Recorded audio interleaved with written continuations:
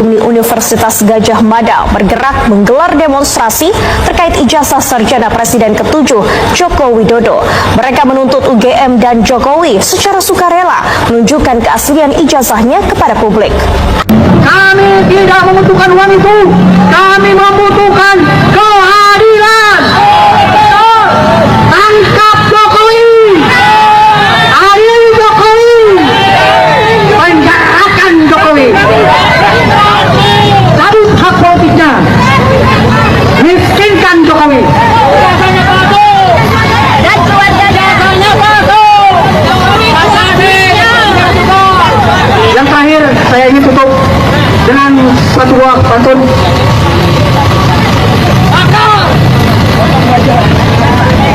Burung walet, burung seriti, kebo bule mandi di kobangan. Kalau niat sudah mantap di hati, bajingan-bajingan oligarki, penguasa bukan sebuah halangan. Takbir, takbir, takbir. Assalamualaikum warahmatullahi wabarakatuh. Terima kasih kepada Kang Didin, dan untuk selanjutnya kami persilakan Bapak dari Akademisi U2 atau KTB atau Kang Tinggal. KTB, mungkin KTB duluan ya. Silakan Pak, cerita saat itu U2 juga ada bersama kami di Bawaslu. Assalamualaikum warahmatullahi wabarakatuh. Kami dari UIWAT yang berusaha mewakili jaket kuning dari kampus perjuangan, sementara kampus kami sendiri di Brangus tidak bisa berbunyi keluar. Tolong dipahami.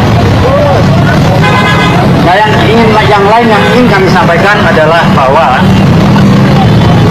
kita sebagai bangsa dan negara menjadi kacau balau ribut begini sejak Jokowi menjadi presiden, ditambah lagi 2 periode. Kenapa? Saya berani mengatakan Jokowi adalah PKI yang bersembunyi dan tampil yang saya sebut dengan PKI gaya baru. Apa dasar saya bilang dia PKI? PKI udah dibangun, maka dia muncul dengan PKI gaya baru. Salah satu pernyataan yang tidak ditanggapi oleh masyarakat secara serius pada waktu dia masih jadi presiden tahun 2024 di bulan Februari lewat salah satu Kepersian nomor 8 menyatakan dalam peristiwa G30S65 PKI adalah korban. Tolong dicatat, dia berani bilang PKI adalah korban. Untuk itu keluar Kepres dan Impres bagaimana negara membantu membiayai keluarga-keluarga merehabilitasi namanya, dan keluarga-keluarga harus disantuni oleh negara. Oh, ini nggak diangkat. Orang-orang mereka membelokkan ke oligarki. Oligarki itu nggak ada bapaknya. Kenapa yang kita diangkat Jokowi PKI gaya baru? Itu yang diangkat. Jangan mau dibelokkan ke oligarki, nggak ada urusan itu. Riset 2015 dipaparkan bahwa PKI akan nusuk dan mengendalikan Polri. Kebukti sekarang. Coba Polri kalau sedikit diganti lain. Terus sedikit itu orangnya Jokowi, satu kampung lagi di Solo sana. Selama nggak diganti ya kan begini jadinya. Apalagi DPR disusupi, nggak berbunyi wakil rakyat kita. Jadi dua ini aja, tolong cek. Presiden-presiden kita sebelum Jokowi pernah bikin ribut nggak negara ini? Bangsa ini nggak pernah. Sejak Jokowi bikin ribut terus. Itulah upaya PKI yang baru, dendam yang dia sedang usahakan terus pada kita menumpas PKI G30 PKI tahun 65. Saya ngalami. Dan Jokowi terus bermain dengan PKI gaya barunya dengan bermainkan anaknya Gibran Kakabuming Raka Ciplang Aplongo, matanya mata ini apa namanya narkoba, coba didorong ke atas dengan segala macam.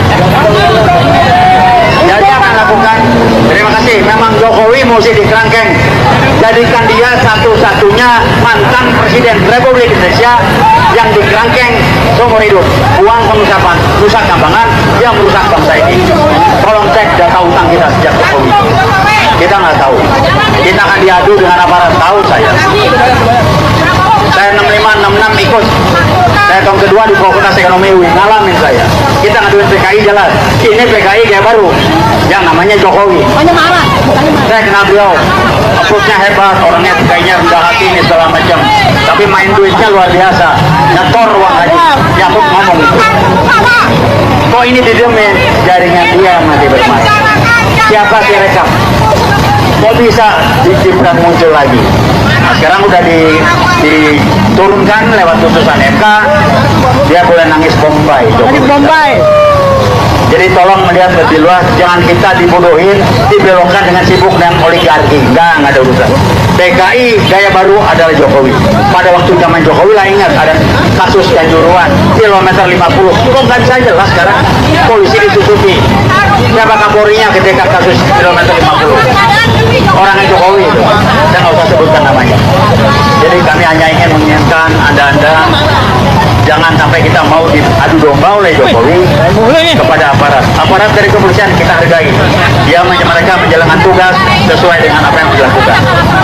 Bukan kita berjadu polisi dijelek-jelekin. PKI gaya baru pada main Jokowi, saya ulangi lagi. PKI gaya baru.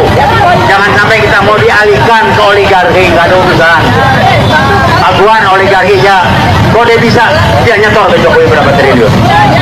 Kalau nggak nyetor nggak mungkin. Saya orang bisnis dulu, tahu saya. Jokowi terima duit banyak, makanya bisa bikin PK tubik dua. Kalau didemin, nyetor.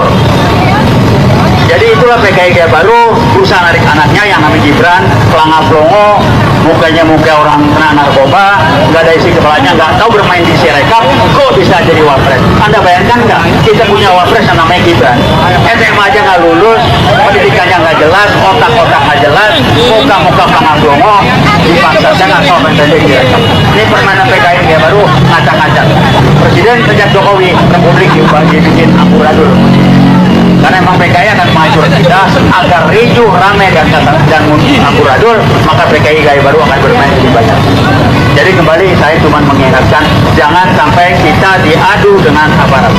Aparat melaksanakan tugas, rekan-rekan kami dari kepolisian kami menghargai, tolong juga pahami, kita menghargai kesulitan Anda, tapi jangan sampai rekan-rekan diadu dengan polisi dan juga sebaliknya.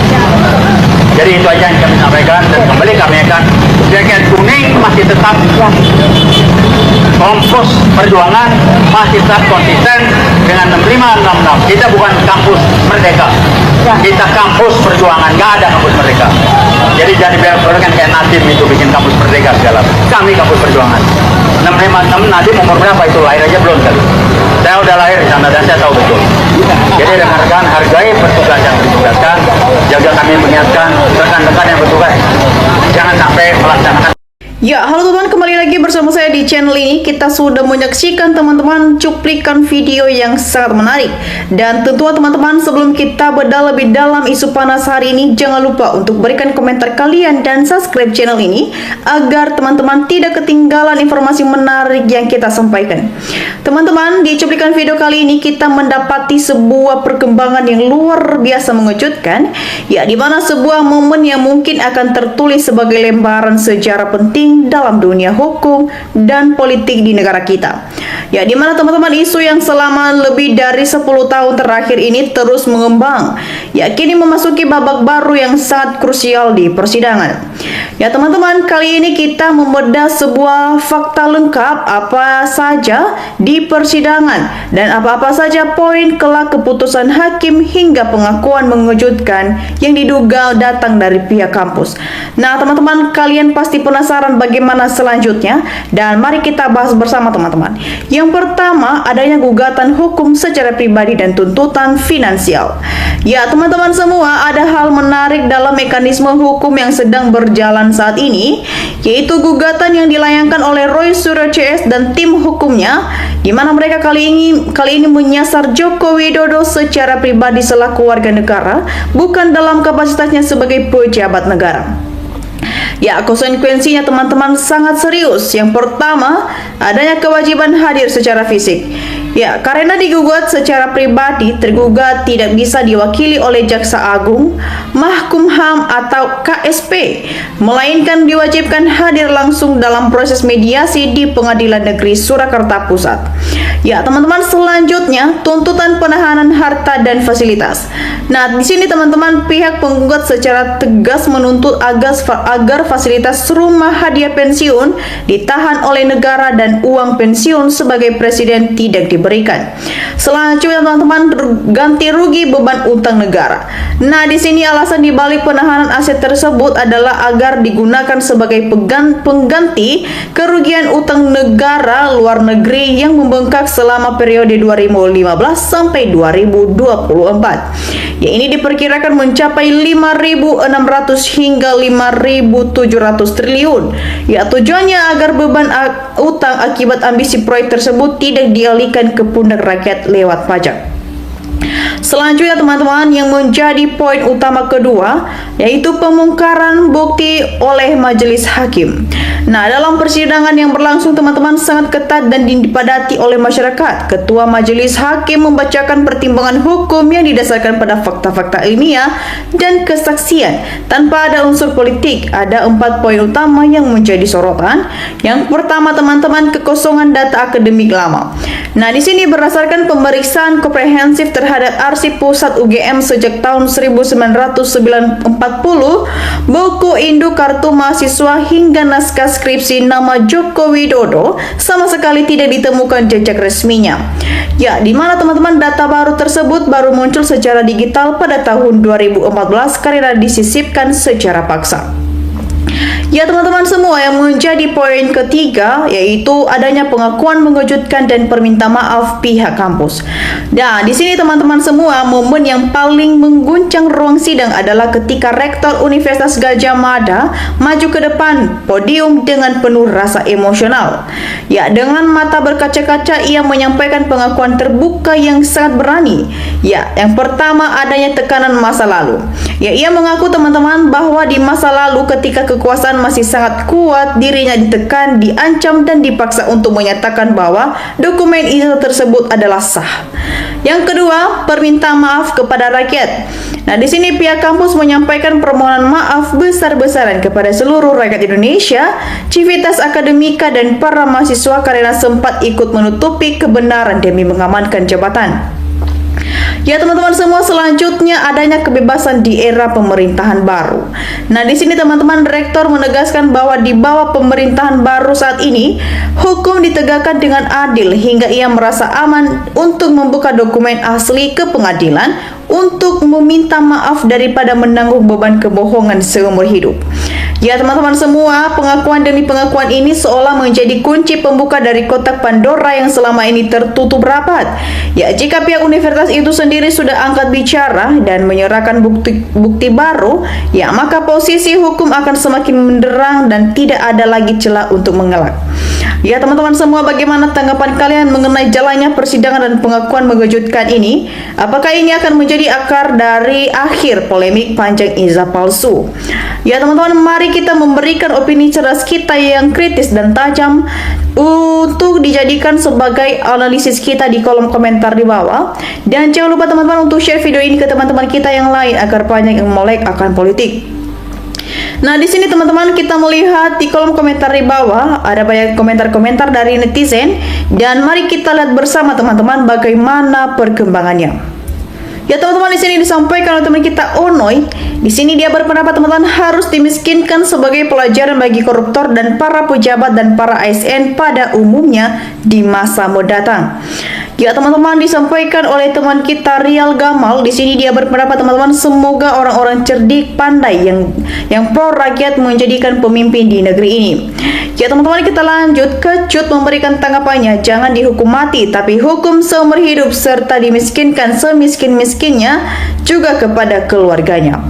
Teman-teman, kita lanjut. Di sini juga teman kita Di sini teman-teman kita ada seminar, teman-teman. Di sini dia berpendapat betul fakta pembuktian pertama hukum dirusak oleh pendukung kebohongan karena bukankah tergugat maupun penggugat baik secara perdata maupun pidana sebelum di sidang penggugat dan tergugat wajib hadir dan disumpah menuntut agama dan kepercayaannya. Dengan adanya bukti yang asli, disinilah hakim bisa memutuskan perkara dengan adil tanpa pandang bulu. Ya teman-teman, kita lanjut. Di sini juga teman kita Nur Hasanah memberikan tanggapannya.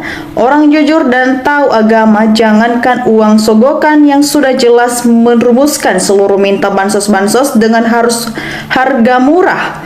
Ya, memang kalau jadi orang miskin juga nggak mau, takut termakan sumpahnya sendiri karena sama saja nggak yakin sama Allah. Maha kaya dan maha berkuasa dan berhak menjadikan kita kaya kan? Itulah yang terjadi dari awal lingkaran ayatan yang menyesatkan, termasuk dari ujian orang-orang sabar dengan ikhlas saat ini. Ya teman-teman, kita lanjut. Di sini juga teman kita Sri Neni memberikan tanggapannya. Setelah ijazah Jokowi diperiksa, semoga ada lagi pemeriksaan lanjutan atau bentuk lembaga independen khusus untuk memeriksa ijazah semua pejabat di Indonesia mulai dari Kades sampai Presiden. Ya teman-teman, bagaimana tanggapan kalian mengenai isu polemik ini dan tanggapan teman-teman kita? Jangan lupa teman-teman untuk berikan opini cerdas kita di kolom komentar di bawah. Dan sampai di sini teman-teman untuk cuplikan video kali ini. Jangan lupa saksikan video berikutnya yang tak kalah menarik. Salam NKRI.